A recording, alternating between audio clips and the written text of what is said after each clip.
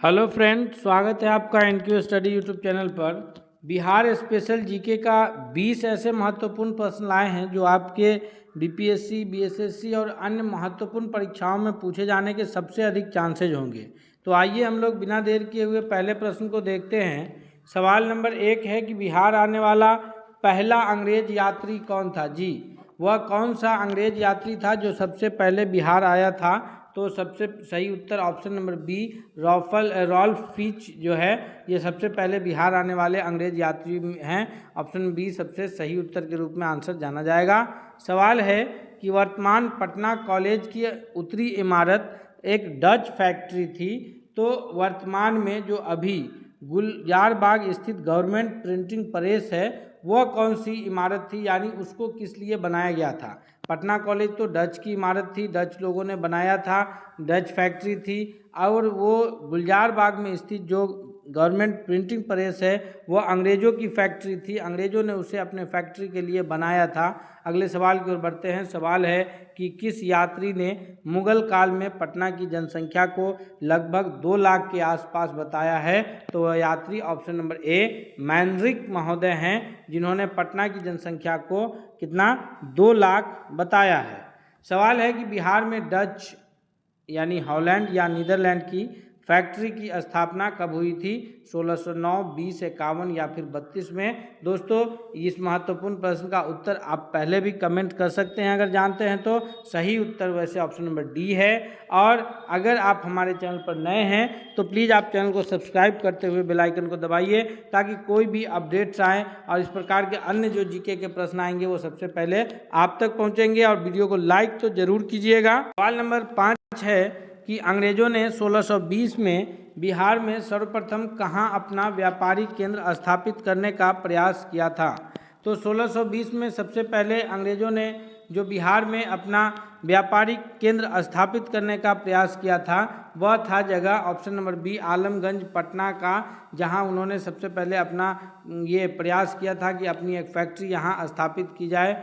अगला प्रश्न है कि 1763 ईस्वी में पटना स्थित अंग्रेज की फैक्ट्री पर अधिकार किसने किया था? तो पटना में जो अंग्रेज़ों की फैक्ट्री थी उस पर अधिकार करने का जो कार्य किया था वह थे नवाब मीर कासिम। यह बंगाल के नवाब थे, इन्होंने ही जो है बंगाल से जो राजधानी थी उसको, बंगाल की राजधानी को मुंगेर लाए थे, जहां बंदूक बनाने का कारखाना हुआ करता था। अगले सवाल की ओर बढ़ते हैं। सवाल है कि बक्सर के युद्ध में किसे विजय प्राप्त हुई थी? तो बक्सर का युद्ध एक सबसे निर्णायक युद्ध था। उसके पश्चात जो है बंगाल में जो अंग्रेज़ों की शासन व्यवस्था है वो सुचारू रूप से समझिए तो शुरू हो गई थी। इसमें 3 ये सेना लड़ी थी, बंगाल के नवाब की सेना और अवध के नवाब शुजाउद्दौला की सेना और अंग्रेज शाह आलम की मोहम्मद शाह की सेना।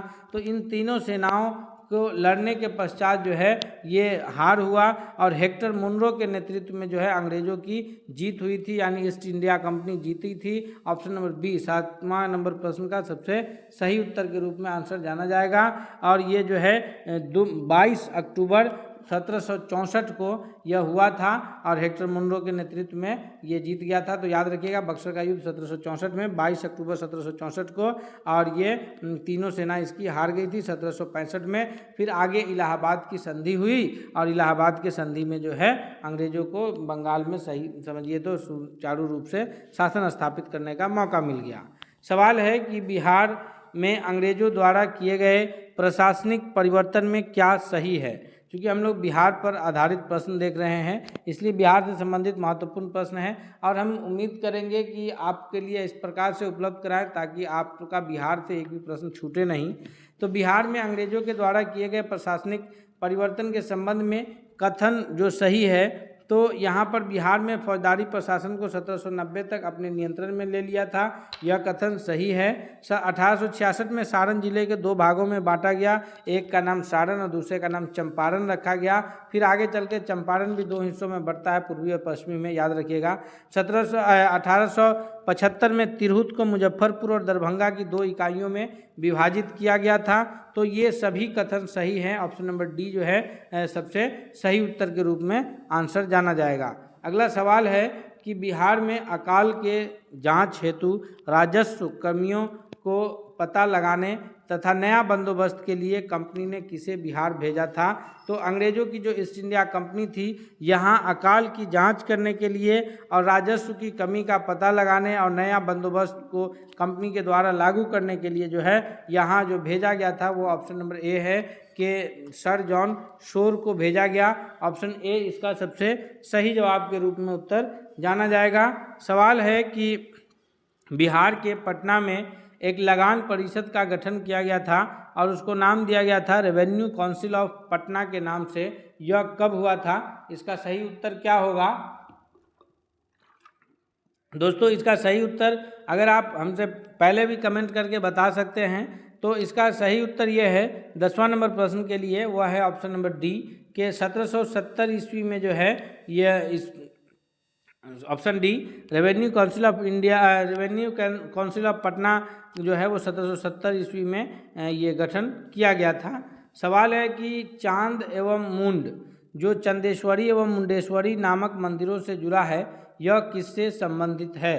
तो चांद एवं मुंड जो चंदेश्वरी और मुंडेश्वरी मंदिरों से जुड़ा है, इसका संबंध जो है वह शाहबाद के चेर से है, यानी ऑप्शन बी 11वां नंबर प्रश्न के लिए सबसे करेक्ट आंसर के रूप में उत्तर जाना जाएगा। सवाल है कि बिहार में किस स्थान पर भारतीय राष्ट्रीय कांग्रेस का 1922 का अधिवेशन हुआ था? तो भारतीय राष्ट्रीय कांग्रेस की जो स्थापना 1885 ईस्वी में हुई थी मुंबई में, उसके पश्चात प्रत्येक वर्ष भारतीय राष्ट्रीय कांग्रेस का भारत के अलग अलग हिस्सों में, जो उस वक्त पाकिस्तान भी शामिल था, तो अलग अलग हिस्सों में प्रत्येक वर्ष इसकी अधिवेशन हुआ करते थे। तो होते होते 27वां अधिवेशन बिहार में पहला था और पूरे भारतीय राष्ट्रीय कांग्रेस का 27वां अधिवेशन था, जो कि 1912 में बांकीपुर में हुआ था, वर्तमान में पटना में बांकीपुर स्थित है। और उसके फिर 10 साल के बाद, यानी हम ये कहें कि यह 37वां भारतीय राष्ट्रीय कांग्रेस का यह 37वां अधिवेशन था, जो कि 1922 में बिहार के गया जिले में हुआ था। ऑप्शन नंबर सी सही उत्तर हो जाएगा। और यह इसकी अध्यक्षता जो है चितरंजन दास यानी CR दास, जिनको देश बंधु के नाम से भी जाना जाता है, उन्होंने ही किया था। पटना में जो हुआ था वो 1912 में 27वां था और यह 37वां। सवाल 13 है कि बिहार की प्रमुख समाचार पत्र बिहारी के संपादक कौन थे? तो बिहार के जो प्रमुख समाचार पत्र बिहारी था, इसके जो ये थे संपादक हैं वह हैं ऑप्शन नंबर बी के बाबू महेश्वरी प्रसाद जी जो हैं इस समाचार पत्र बिहारी के संपादक हैं। अगला सवाल है कि बिहार में नमक सत्याग्रह का प्रारंभ कब हुआ? तो गांधी जी जो है दांडी यात्रा से जो गांधी जी निकले थे कब? तो 12 मार्च 1930 को गांधी जी अपने साबरमती आश्रम से 78 अनुयायियों के साथ निकले थे और फिर मुसलसल 24 दिन के सफ़र करने के पश्चात 6 अप्रैल 1930, याद रखिएगा तिथि, 6 अप्रैल 1930 को गांधी जी नमक बना करके नमक सत्याग्रह से जो है नमक कानून तोड़ा और उस दिन से सविनय अवज्ञा आंदोलन की शुरुआत हुई। तो बिहार में नमक सत्याग्रह की जो शुरुआत है वह 6 अप्रैल को ना होकर के 15 अप्रैल 1930 को हुई थी।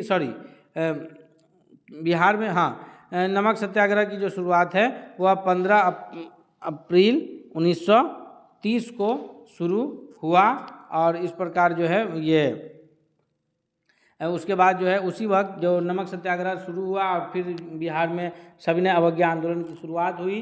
तो बेगूसराय में लोगों ने जो है लोटा कर के विरुद्ध भी ये चलाया था। बेगूसराय के लोगों ने चौकीदारी कर